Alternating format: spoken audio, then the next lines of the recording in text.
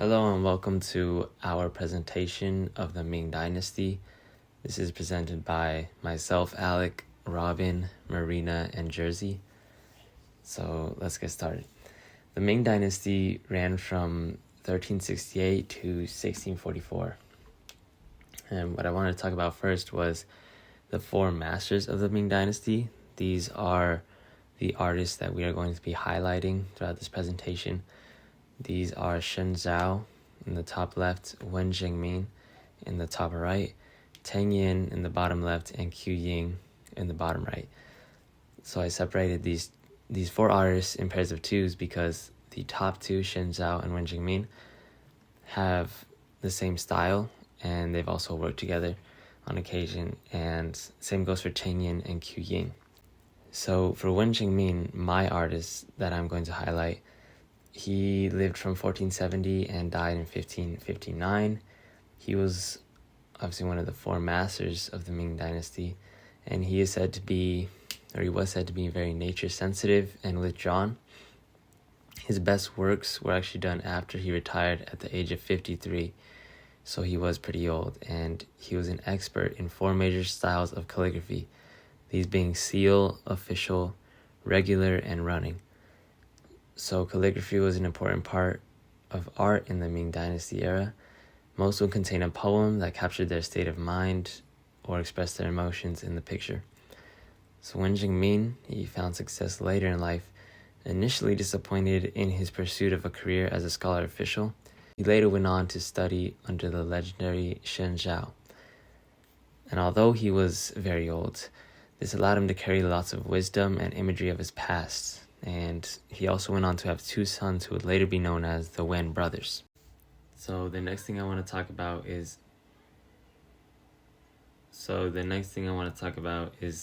literati painting. So this was the ideal form of a Chinese scholar, and Wen Jingmin and Shen Zhao were artists of this style. The paintings are usually generalized as subjective, expressive treatments of reality.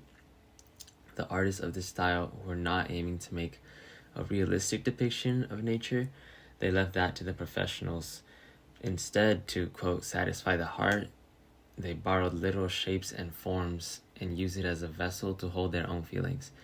So this allowed lots of the paintings to be vibrant in contrast, and also allowed the painter more artistic freedom by letting their emotion and imagination take over. The first artwork I want to talk about is a fine hand scroll landscape painting, which is 30 by 328 centimeters. So the titles of the artworks in the Ming Dynasty, they were usually plain and simple, or stated exactly what the artwork depicted or what it was. Unlike many paintings seen in the Byzantine or Renaissance, which take inspiration from each other, the Ming Dynasty period did not take much inspiration from that style, which resulted in lots of unique paintings in color, form, shape, and composure. This specific example is, as I said before, a 30 by 328 centimeter piece, and is in the form of a scroll, which is also closely tied to Chinese culture. Most pieces you see are in the form of humanism, neoclassicism, or iconography. Their artwork is more focused on conveying emotions through landscapes or still life.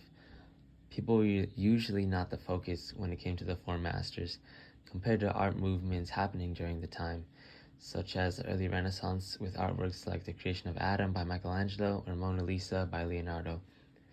These periods focused on religious iconography or humanism rather than the nature that lies around them, like the Ming Dynasty.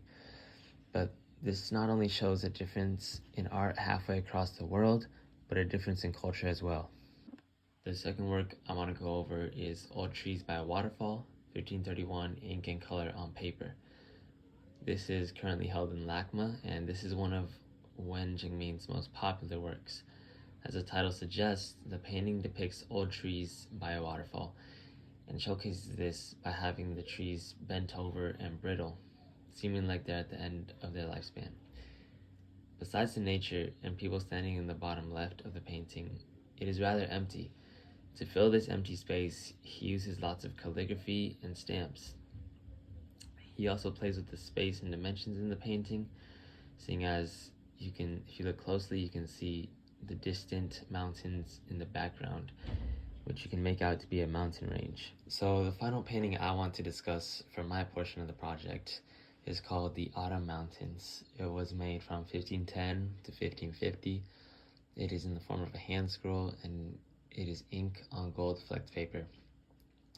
So this is a brushed work and the second hand scroll of Wen Ming that I've discussed today, but this one in particular caught my eye because of the serene quality, I would say, that I find within it.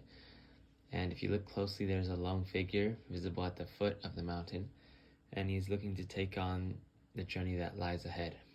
And in my interpretation, I believe this painting to be a simple expression of life. I think this is just showcasing the figure ready to climb what looks to be an impossible climb, an extremely steep slope, and I think that connects to the struggles in a human life. This painting also includes a poetic colophon by Xiao Bao and is inscribed after the painting.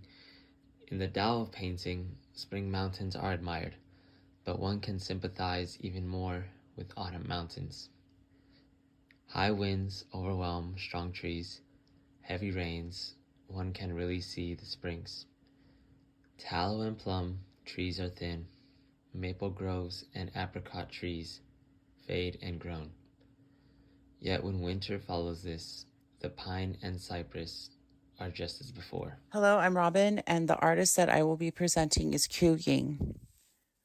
Qiu Ying, who is 1/4 part of the Ming Dynasty, was born in Taikang, located in Jiangsu, China, in the year of 1494. Ying did not come from wealth. However, despite his family's humble beginnings, Ying's only profession was painting. At a very young age, he developed a natural skill and talent of artistic skills of classical Chinese art. As he got older, he later moved to Zhuhao, which is a small town located in China. During his move, he attended the Wu School of Painting, which was initiated by Zhenjiao, Tang Yin, Wing Xingming, and Qiu Ying himself. All of them were part of the Ming Dynasty and initiated the school. The school ended up becoming one of the most biggest and successful influential schools in Chinese's history of fine arts. During his stay, Ying was known as the master of gangbai painting. During the 16th century, it was known as a known technique known for its color, detail, and architectural form. Gangbai, which comes from the word gangjin, meaning tidy. Gangbai is a delicate yet realistic drawing technique which is used in classical Chinese paintings. This realist technique incorporates details of figures of nobility and highly vivid colors, complementing forms of beauty. Gangbai expresses tradition in its most classical form. The technique that it's required to use is brushstrokes to be as detailed as possible, limiting details with or without any sort of variation. The painting techniques that is used for gangbai is the significant development of the advancement of Chinese art.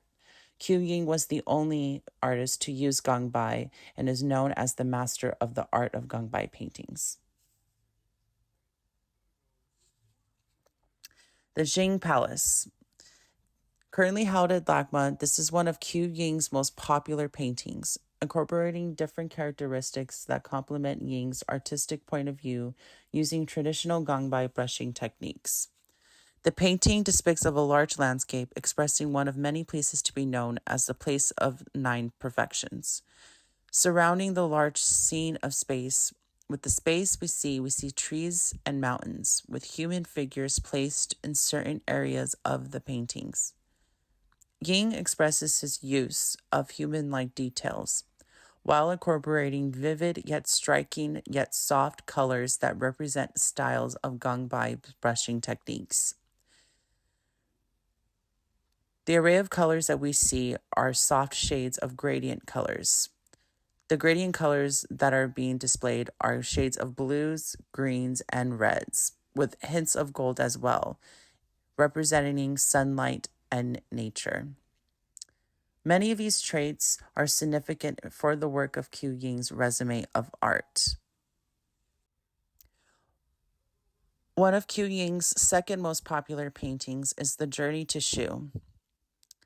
Journey to Shu's portraying of an elaborate landscape with great details of color and story. Amongst the painting, we see a group of 4 different groups of travelers marching along the land. The groups of travelers include, from the far right, we see women riders wearing red pieces of clothing. They are emerging from the mountains.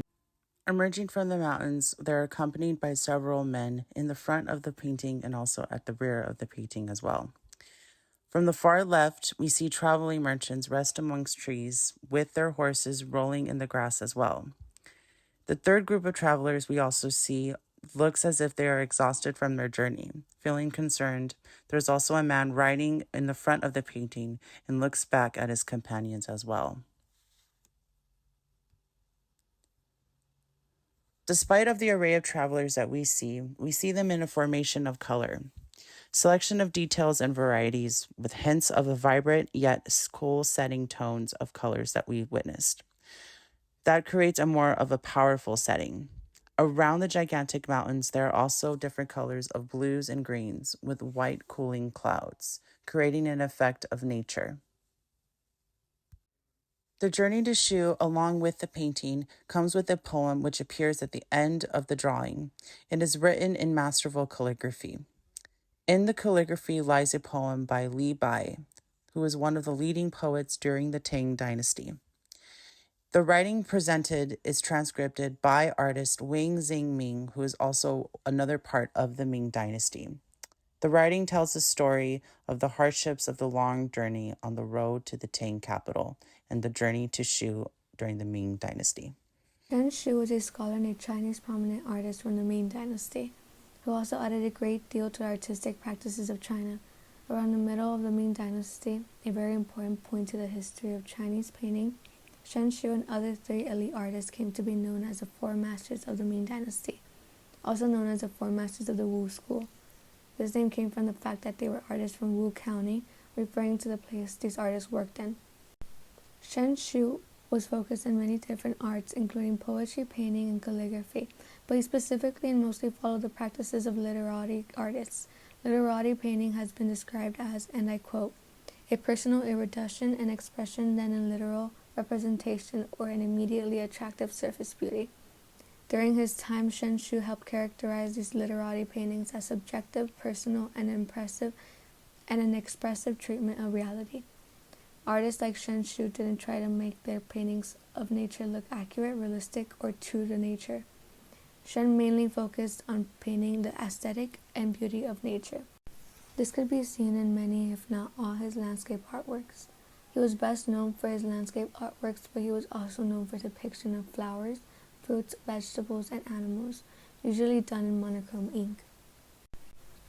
Yellow chrysanthemums and red osamtas in the style of Wang Yuan by Shen Shu, made in 1468, is one of his many commissions of flowers. This is also one of his many paintings where he shows his talent of depicting flowers. Shen was mostly known for his depiction of landscapes, but he has shown many times that he is also talented in depicting flowers, fruits, vegetables, and much more.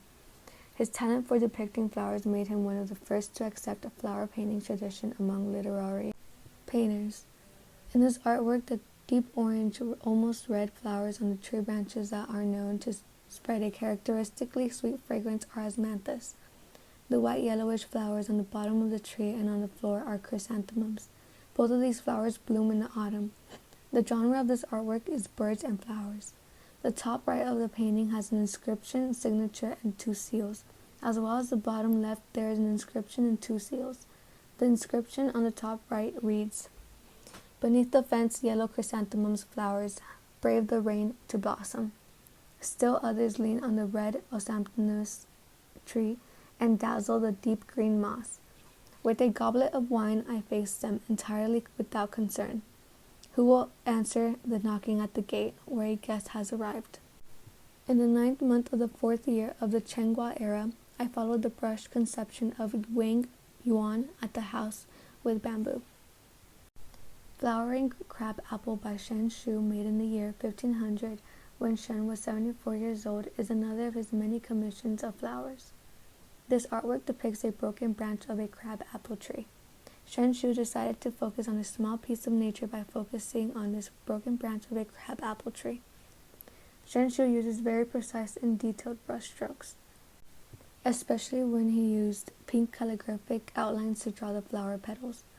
In this artwork, there is an inscription, Shen Shu's signature and 3 seals. The inscription above the broken branch is a poem written by the artist himself. The poem is Shen expressing himself on the beautiful color and sad aura of the crab apple blossom. The poem reads, "White powder and rouge make a perfect morning appearance. The flowers are rich in color but restrained in fragrance. The east wind is reluctant to aid its full growth. Compared to the plum blossoms, each carries its own sad tune. On a spring day in the Gangsheng year of the Hongashi era, I was at Shengui monk's residence, where crab apples are blossoming abundantly. Mr. Luke Riki was also visiting then and asked for a painting of mine, so I painted this to express my feelings." A spring gathering by Shen Shu made in around 1480 is a mountain river landscape, most likely depicted in the springtime due to the kind of trees seen in this painting. To be able to understand this artwork, we must look from right to left. A man is sitting in an open doorway visible to the viewer. It could be guessed that this man is in a studio, pavilion, or perhaps his home. A serving boy stands next to him holding a scroll. If you look towards the left, you will see another man with a walking stick walking across a small bridge in the direction of the first man. Near him, his boat is, we could guess, secured or tied up. Looking further to the left, you will see another man in a rowing boat. This man also has a serving boy with him, who is rowing the boat to the direction of the other man. In the boat, you could see that the man is bringing a box of food and a jar of wine. The scene is surrounded by willows and peach trees, a river, fog that covers the hills in the distance, and rolling hills. In the inscription on the far left, written by Shen Shu, you learn that this painting is for Hua Feng. During this time, inaccurately and in a non-realistic way, many Ming artists included their patron in the painting. The man in the pavilion is most likely Hua Feng.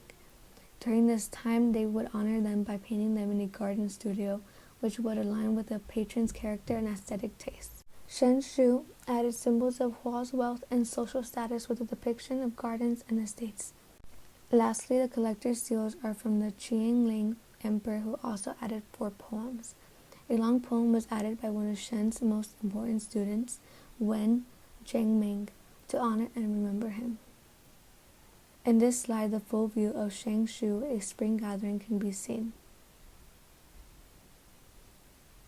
Tang Lian, one of the 4 masters of the Ming Dynasty. He was born in 1470, died in 1523. He often went by his courtesy name, Tang Bo. He was a scholar, a poet, a painter, and a calligrapher. In his 30s, he studied painting under Zhao Qian. He assimilated the techniques of scholar landscapes, thus creating his distinct personal style. His elite paintings made him part of the 4 masters of the Ming Dynasty. This poet and the scholar side of him, together with Wen Zhengmi and Zhu Yaming and X Shexing, are known as the 4 literary masters. With his background he excelled in his study, but he was later on accused of bribing a servant for the questions in the civil service examination.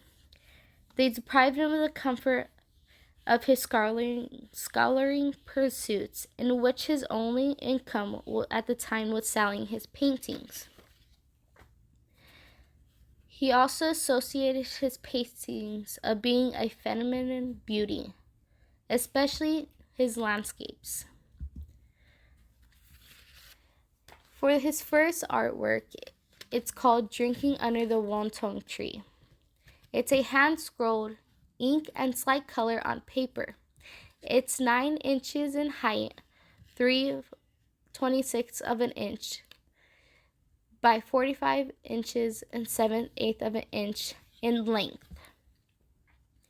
Yin made this painting with the subject of the poem of Wu Kong, a close friend of his. In the painting, he has painted Wu on a low platform with a teapot and a scroll by his side, with sharing the tea in a ceremony with a Buddhist monk, while the servant draws water from a nearby stream, showing the process of making the tea. He made this scroll after Wu's death with a memory of his poem in mind. This scroll is separated by 3 parts. The first part is going to the right to the left. On the farthest part of the right of the scroll, you will see one of the servants right by the stream collecting water. The next scene is kind of towards the middle of them boiling with the water and making the tea. The last scene is Wu and a Buddhist enjoying the tea. The next scroll is drinking at night. It is a hand scroll and ink on paper. This depicts a year and 365 days. He made this painting to represent the winter and the summer, how it was the hardest seasons of the year. How the winter was the coldest and the summer was the hottest. And how there was only a few days in the year that was the best weather. He said that the cold was like cutting with a knife and the hot was like roasting. In this scroll, he uses the dark and the light to contrast into the trees and to show the depth of it. He uses gray to show the distance between the mountains and the little hut.